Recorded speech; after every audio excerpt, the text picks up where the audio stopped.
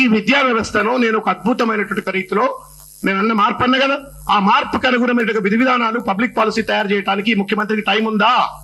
ఈ doesn't have time. నాకు doubt, Kodandaram గారు బహుశా వారు మాట్లాడినప్పుడు వారు చెప్తారేమో అని నేను అనుకుంటున్నాను. Because is closely associated with the government కాబట్టి వారన్నా చెప్పాలని. పెద్దలు, విద్యావేత్త, చదువుకున్న ఆయనతో పాటు ఉన్నారు కాబట్టి కనీసం ఆయనతో చర్చ చేసి ఉంటాడు. I don't think so. If that is so, there would have been a policy of education today. Why would it require for MV Reddy garu or బాలల హక్కుల పరిరక్షణ వేదిక to conduct this seminar? Why is that the government being an education minister, also the chief minister, budget కోసం ఎందుకు వెంపర్లాడాలా? ఒక policy ఉండదా? 2 ఏళ్ళు అయిపోయింది, ఇంకెప్పుడు చేస్తావు? మెస్సీతో ఫుట్బాల్ ఆడడానికి నీకు 100 కోట్ల రూపాయలు ఖర్చు పెడతావు. మిస్ వరల్డ్ పట్టుకొచ్చి పోటీలు పెట్టి 100 కోట్ల రూపాయలు ఖర్చు పెడతావు. ఒక పబ్లిక్ పాలసీ తయారు చేయడానికి ఎంవీ రెడ్డి అని అడిగితే దేశంలో ఉన్న పెద్దోళ్ళందరినీ పట్టుకొచ్చి పరిశోధించి అద్భుతమైన పాలసీ తయారు చేసి పెడతాడు.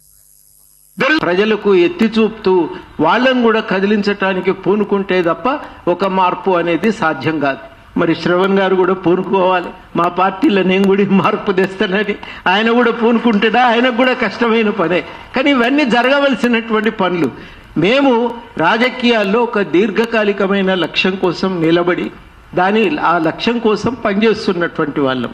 ఆ లక్ష్య సాధన కోసం జరగవలసిన పని విషయంలో ఒక నిబద్ధత ఉండాలి. చాలా కీలకమైన అంశం ఏంటంటే దాని కొరకు ఒక దీర్ఘకాలికమైన కార్యాచరణ ఉండాలి. ఈ రెండూ లేకపోతే మనం చేసే ప్రయత్నం ఇది విఫలమవుతుంది. ఇవాళ మొట్టమొదటిసారి దీంట్లోకి ఈ చర్చలోకి నేను రావటం లేదు.